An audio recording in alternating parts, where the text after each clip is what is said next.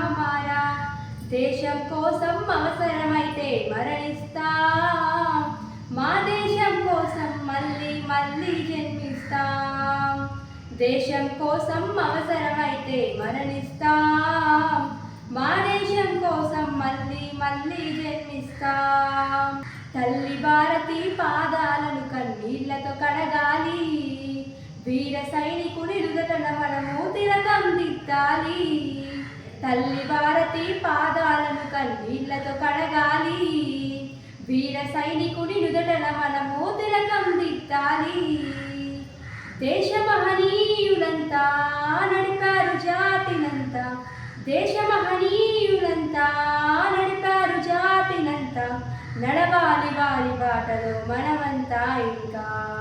My name is P. Laksha. I am studying 10th class in JPHS Girls Markup.